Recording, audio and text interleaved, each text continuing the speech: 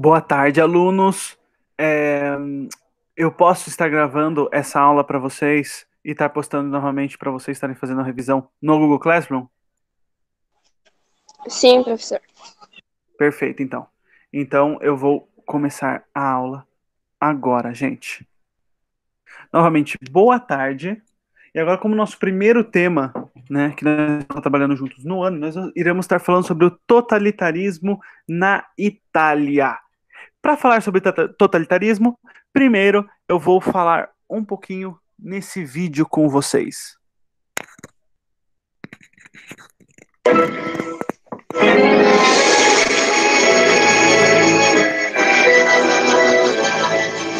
Se eu pudesse criar um método de como usar este poder em milhões ao mesmo tempo. Prontinho, cérebro! Ah, legal! Está tão bom quanto o cara do rádio! Rádio, é claro! Pink, você está pensando o que eu estou pensando? Eu acho que sim, cérebro! Mas as roquetes, elas são garotas, não são? Pink, você não acha que já somos ratos muito estigmatizados? Nós vamos penetrar numa estação de rádio, tomando o lugar do Nebula, para que eu possa transmitir minha lavagem cerebral para milhões de ouvintes, enevoando suas mentes até que me tornem seu líder. Em breve, as emissoras de rádio estarão transmitindo minha enevoante mensagem para todos os lares do mundo. Então, meu sonho se realizará. Quer dizer que finalmente vai dançar com o balé russo? Nada disso, Pink. O outro sonho. Dominar o mundo. Ah, claro, esse sonho! Parece que já fizeram isso. Desliga essa coisa, Pink. Temos que nos preparar para amanhã à noite. O que vamos fazer amanhã à noite, cérebro? Assistir mais desse rádio com imagem? Não, Pink. A mesma coisa que fazemos todas as noites. Tentar conquistar o mundo.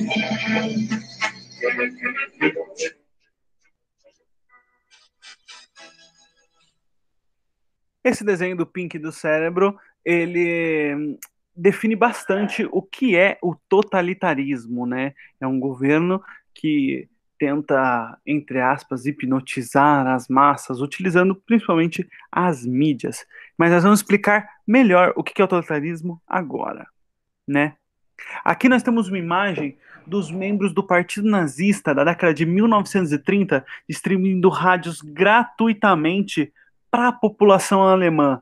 Alguém sabe me dizer por que eles faziam isso? Por que eles estão distribuindo rádio de graça em 1930? Alguém se arrisca?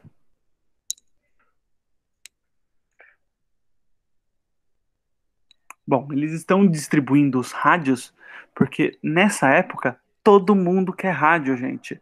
Eles estão no meio, eles estão no ano seguinte da crise de 1929. Todo mundo é muito pobre. E nesse momento não existe televisão nas casas, né? Existe, na verdade, não existe, a televisão não foi criada ainda. O meio que as pessoas têm de interação com esse tipo de tecnologia é apenas pelo rádio, né? Onde eles escutam jornal, novela, músicas, e era o sonho de toda a família ter isso. Então, eles distribuindo esses rádios significava que as pessoas estariam ouvindo os rádios. Primeiro, que já está numa coisa tão cara, de graça para eles. Era uma coisa que já deixava eles no bom lado das pessoas, né? Mas a maior parte dos rádios da Alemanha nessa época é controlada pelo Partido Nazista. Então eles vão ter certeza que as pessoas estarão ouvindo as propagandas nazistas nesse momento. Mas vamos lá, no contexto, gente. O contexto do totalitarismo no mundo é que é o seguinte: teve destruição na Europa, gente. Acabou de. Praticamente acabou de acabar a Primeira Guerra Mundial em 1918. Os países estão tentando se recuperar, entendeu? Apesar de já estar quase 10 anos no de que aconteceu isso, teve a crise de 29, que todo mundo que estava conseguindo se recuperar teve lá e caiu de novo, se perdeu de novo, né? E nesse momento surge o medo do comunismo, né? Porque o comunismo começou a crescer muito com a Revolução Russa. E quando ele começou a crescer muito, os países capitalistas, como a Inglaterra e os Estados Unidos, tinham muito medo que o comunismo surgisse no país, acontecesse uma revolução dentro do país dele e a riqueza da elite ia ser prejudicada. Então eles começam a fazer uma campanha anticomunismo, criar um cenário anticomunismo. Vocês conseguem ver aqui na direita os, a foto em preto e branca, né, a imagem em preto e branca, é uma metralhadora escrita o exército dos Estados Unidos lutando contra o exército vermelho, né? Aí você pode ver que todos eles são aterrorizadores. E na direita em cima, nós temos aqui soldados comunistas queimando a bandeira americana e enforcando as pessoas, matando as pessoas, né? Falando, essa é a América sob o comunismo. E embaixo nós temos o diabo comunista, como eles chamavam na época, né? Enforcando a justiça da Inglaterra, entendeu? A justiça inglesa. Então, você pode ver que eles faziam muitas campanhas realmente querendo transformar os comunistas em monstros, né? Mas aí, a Europa, eles estavam procurando apenas uma coisa. Eles estavam procurando um Estado forte, algo que tirasse eles da crise. Nesse momento, a gente vai ter os partidos totalitaristas se formando. Mas qual que é a definição de totalitarismo, né? Ele está muito atrelado ao termo, né? É uma coisa total, um partido que tem controle total de todos os âmbitos sociais, né? Ela atinge toda a sociedade, tanto a política, quanto a economia, quanto a sociedade, né? Política, econômica e social. E ela se define pela ausência da participação social. Porque se você botou um totalitarismo no poder, você não quer trabalhar, você acredita no que os seus governadores, né, no que os seus governantes vão estar fazendo para você, né? Você acredita que tudo que eles fazem é o bom para você. O governo totalitário, ele começa a surgir muito antes dele assumir, né? Primeiro nós temos os partidos fazendo propaganda, né, dos problemas da nação. Você você vai inflamar ainda mais os problemas que a nação tem, né? Ah, não, muitos comunistas, pobreza, fome. Você tenta convencer a massa, né? Isso é uma coisa que eu gosto muito de falar para os meus alunos, né? É o seguinte, gente. O pensamento, quando ele se transforma em um pensamento de massa, muitas pessoas aceitando simplesmente uma ideia, ele é um pensamento burro. Porque o pensamento inteligente é o que você tem de você mesmo. Se você leva por verdade o que uma pessoa falou para você, sem o mínimo de pesquisa sua, né? Se uma opinião de outra pessoa, né, ou de uma massa forma a sua opinião, você está tendo um pensamento de massa, não é um pensamento inteligente. Você precisa ter opinião própria. E era uma coisa que nesse momento eles estavam querendo tirar. Eles não querem que as pessoas tenham um pensamento próprio. Eles querem que eles tenham um pensamento em massa. E eles têm esse temor, eles criam esse temor nas pessoas. Nesse caso, eles estavam falando do temor do comunismo, né? De que o comunismo ia chegar, ia destruir as famílias. Se você tem um pouco do seu dinheiro, você teria que dar o dinheiro para as outras pessoas. Você ia passar muito mais fome. Eles iam destruir tudo. E a constante ameaça, né? Porque o governo totalitário, ele não sobrevive sem ter um inimigo. Então ele está sempre ameaçando. Tanto ameaçando a população, e o próprio governo ameaçando a população, quanto o movimento oferecendo uma ameaça para eles, né? Mostrando um inimigo para eles. O movimento totalitário, ele é tão envolvente que o fanatismo é alguma coisa normal, né? Você tem seguidores cegos disso. Uma prova disso, né? Foi em alguns anos atrás, nós tivemos uma moça lá no Rio de Janeiro que rolou uma imagem no Facebook dela, né? Mostrou uma foto dela e embaixo estavam falando que ela era uma sequestradora de crianças, etc. Falando que ela passava na frente das casas e roubava criança. E era mentira isso.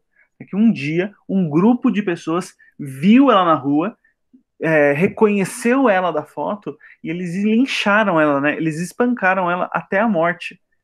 A família dela nunca tinha visto isso, ela não sabia que a imagem dela estava sendo utilizada para uma fake news dessa, entendeu? E no final, a moça morreu e aquilo lá era uma fake news, não era de verdade, não tinha acontecido. E no movimento totalitário, o fanatismo, esse tipo de fanatismo, né, de linchamento, essas coisas, se torna uma coisa normal, porque o Estado, quando ele cria, né, os inimigos, como, por exemplo, nesse momento, os comunistas, os judeus, eles querem mais é que os comunistas e judeus morram mesmo, entendeu? Faz parte disso, dessa lavagem cerebral que o Pink estava querendo fazer com as pessoas no vidinho que a gente mostrou. E não existem opções, gente. Não tem quem poderá nos defender, entendeu? Não, eles têm um salvador, um messias, um herói, entendeu? Essa pessoa que vai tirar eles da pobreza. No caso da Itália, foi o Mussolini. No caso da Alemanha, eles viram essa mensagem do salvador, do messias e do herói como Adolf Hitler.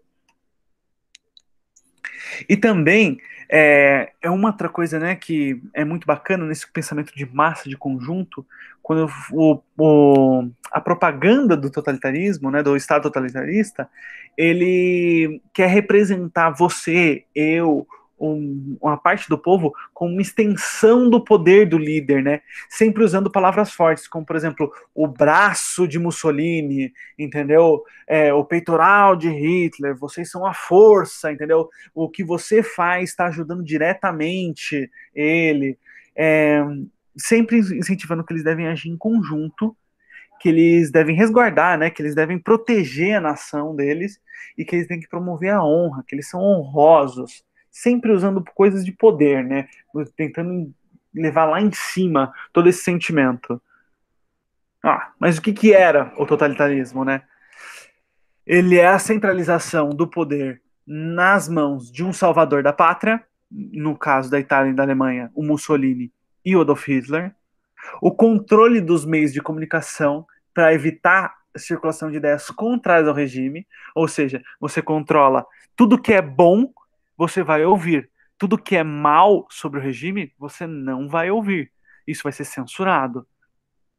A utilização dos meios de comunicação em massa, né, como rádio, jornal, cinema, propaganda, para transmitir ideias dos líderes e engrandecer as imagens deles, transformar eles cada vez mais naqueles heróis, naquelas pessoas que não são humanos, eles são salvadores, eles são sagrados, né? A perseguição e prisão e execução de opositores políticos, na maior parte dos casos, minorias étnicas, né? Nesse caso aqui, nós vamos falar primeiro, né, no início disso tudo, dos comunistas e dos judeus, e depois isso vai para negros, ciganos, todas essas minorias, eles acabam sendo muito perseguidos pelos opositores, né, pelo regime.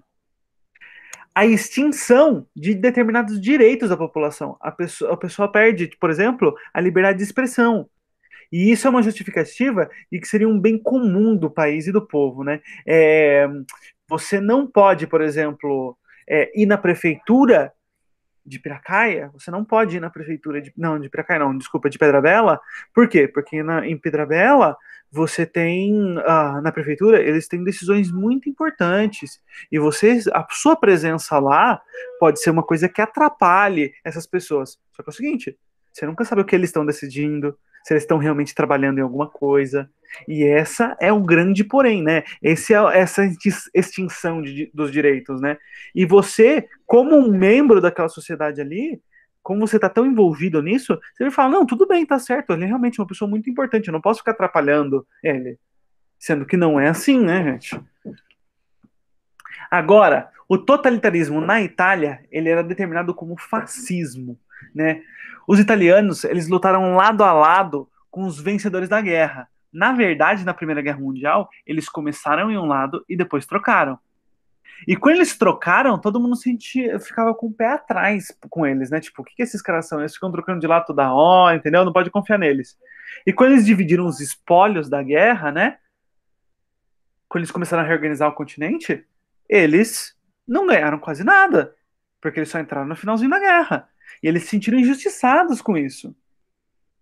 E começam muitos problemas sociais, né? Por exemplo, desemprego, a crise financeira e a crise de 29, por exemplo, só piorou ainda mais essa situação. Vocês podem ver aqui do lado, vocês têm essa imagem que é a sede do Partido Nacional Fascista. Eu já fui nesse lugar aí, nessa praça, e essa praça aí, ela obviamente não é mais assim, né? Mas eles tentam esconder que esse prédio aí era fascista. Eles tentam esquecer hoje em dia na Itália que o fascismo existiu. E eles ainda são muito agradecidos aos brasileiros, tá, gente? Por ter, entre aspas, libertado eles do fascismo na Segunda Guerra Mundial. Quando nós tivemos essa onda de desemprego e essa crise financeira, começam muitos protestos e manifestações na Itália, né? E nós temos o Vítor Emanuel III, que era o rei da Itália nessa época, né? Ele estava tentando amenizar essa crise. Só que ele era rei, ele era absolutista. Então, quando as pessoas perguntavam para ele não falava, ele não dava satisfação para ninguém. Ele não falava para as pessoas: ó, eu tô tentando resolver, mas não dá. É muito difícil, tá, gente? Não é assim de um lado para outro, de uma hora para outra que acontece. Mas ele era rei, ele não se sentia na obrigação de fazer isso. Então, as pessoas começavam a cada vez mais achar que ele não estava fazendo nada. E eles começaram a ficar cada vez mais bravos com eles. Nisso, nós temos a formação do Facchio di Combattimento, que ele é um grupo nacionalista de extrema direita. Esse grupo de extrema direita, ele tem como líder Benito Mussolini, e eles são uma espécie de guarda, entendeu? Um exército, mais conhecidos como camisas negras, né? Que eles eram homens armados, que eles iam para manifestações operárias para intimidar políticos defensores da democracia, né? E perseguir até assassinar militantes comunistas. E por que eles iam nessas manifestações? Porque eles consideravam elas antros dos comunistas, entendeu? Locais de encontro dos comunistas. Então eles queriam que isso acabasse, porque eles tinham muito medo que isso acontecesse.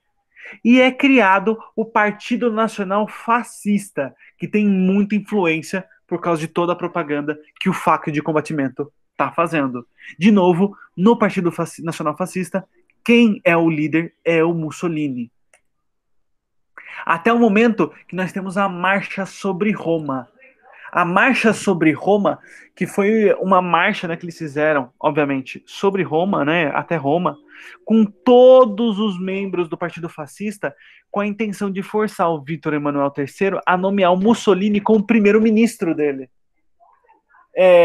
Eles foram de toda a Itália para Roma, e eles começaram a ocupar os prédios públicos e as estações ferroviárias.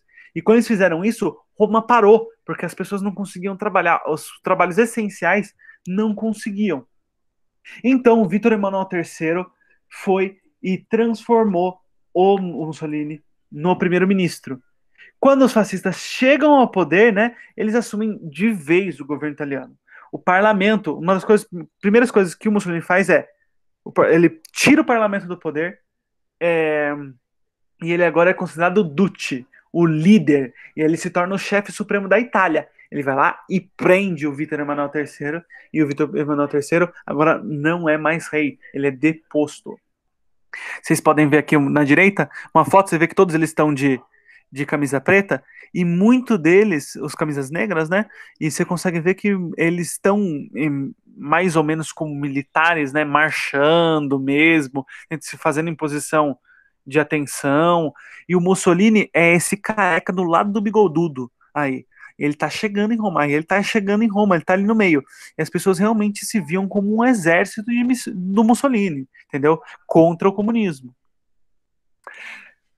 Eles sempre usavam palavras fortes, né? O governo do Mussolini foi marcado com palavras como crer, obedecer, combater. Nessa fotografia vocês conseguem ver aí o pessoal marchando numa parede escrita isso. E ele sempre quer usar esses símbolos de força, né?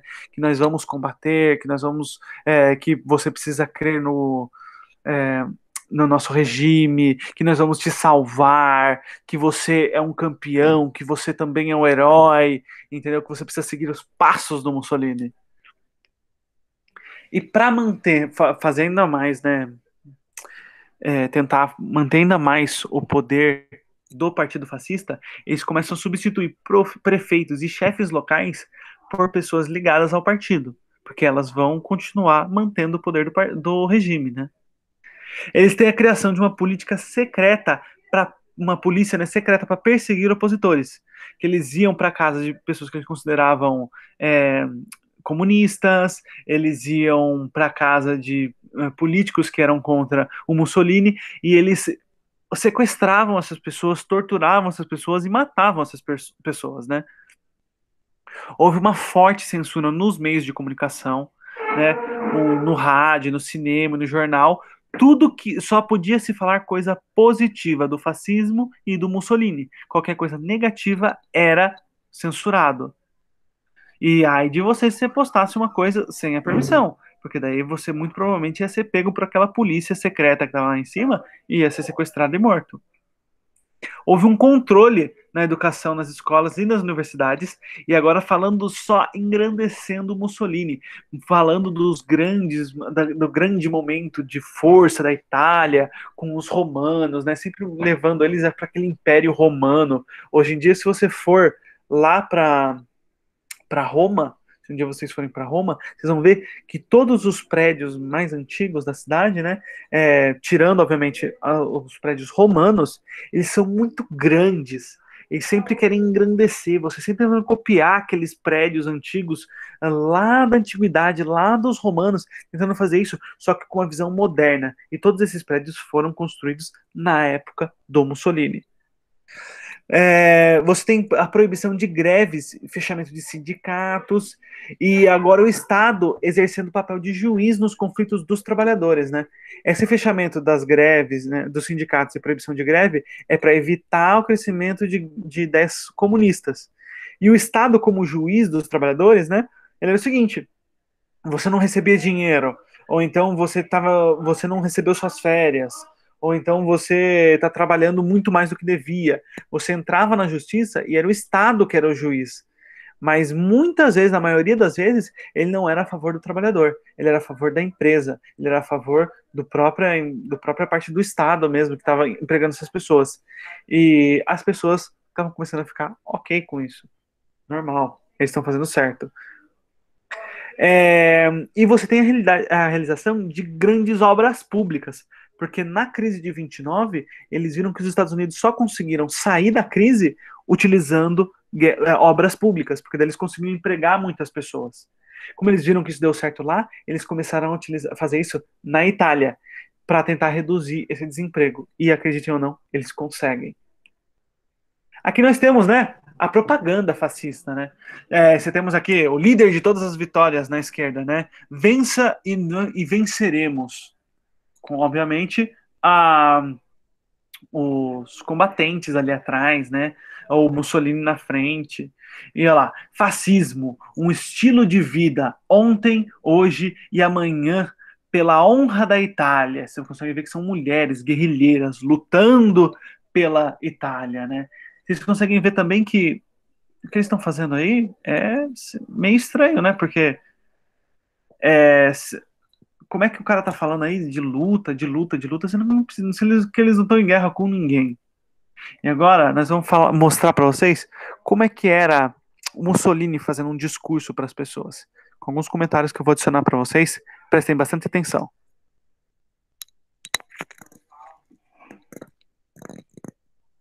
Da questa città di frontiera che non ha mai temuto la guerra. Io dichiaro. Ele é um homem que nunca levanta a voz para falar. Fala pausadamente, fala de forma sucinta. E ele sempre fala da paz, dessa paz verdadeira. Entendeu? Sempre no discurso de paz, com essas pausas, que eles devem servir de exemplo para a Europa. E quella pace che deve scendere nei cuori levando eles, como eles são a capital da fé do mundo nesse momento, né? Levando eles para o pensamento de igreja. Mas ele começa a falar de um inimigo, de um falso pacifista. Mas se você está em paz, como é que você tem um inimigo? Você não está em guerra com ninguém. Uma luta que já está ganha, mas você não está em guerra. Por que você tem uma luta? Contra quem que você está lutando? Já vencemos. Que luta? Não está tendo luta.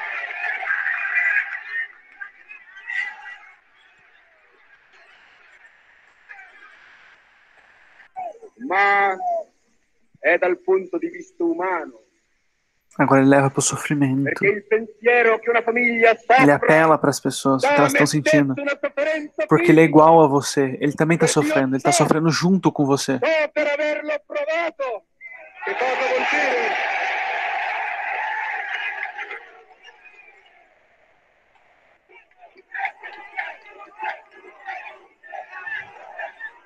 Che cosa vuol dire? La casa deserta e il desconuto. Apelando para a fome.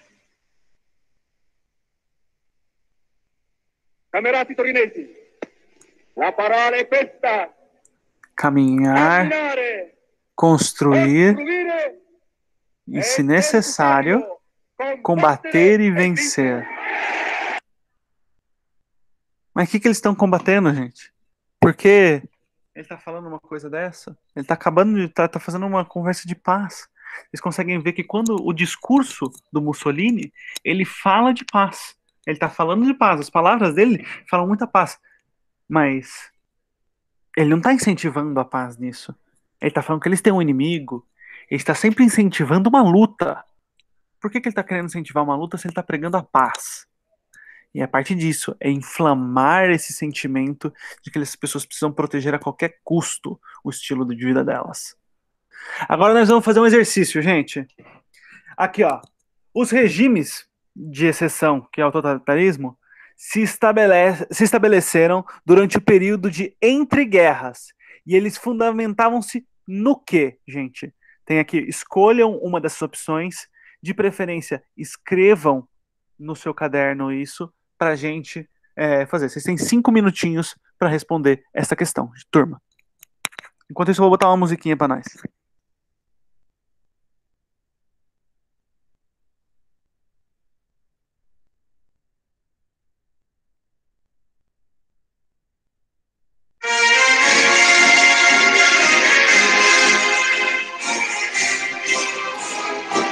Essa música é da época, tá, gente? Stamattina mi sono alzato, oh bella ciao, bella ciao, bella ciao, ciao, ciao. Stamattina mi sono alzato e ho trovato l'invasor. Partigiano, portami via. Oh bella ciao, bella ciao, bella ciao, ciao, ciao. Partigiano, portami via. E mi sento di morir. Partigiano, portami via, e mi sento di morir. Se io muoio da partigiano, bella ciao, bella ciao, bella ciao, ciao, ciao. Se io muoio da partigiano, tu mi devi seppellire.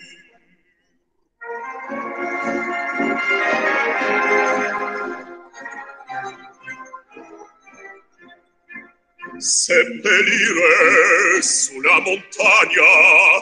Bella ciao, bella ciao, bella ciao, ciao, ciao. Seppellire sulla montagna sotto l'ombra d'un bel fiore. Seppellire sulla montagna sotto l'ombra d'un bel fiore. E le genti che passeranno. Bella ciao, bella ciao, bella ciao, ciao, ciao. E le genti che passeranno ti diranno che bel fior.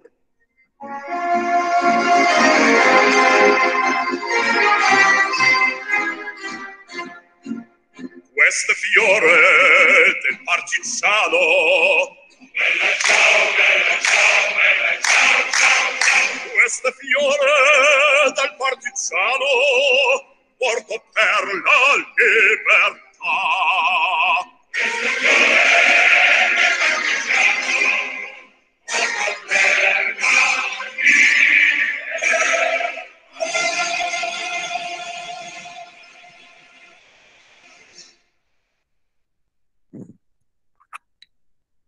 Vamos lá, gente. Vamos participar aqui agora junto comigo. O que vocês colocaram nessa questão? Ó, a Isabela falou que ela colocou a C. Turma, quem concorda aqui com a Isabela?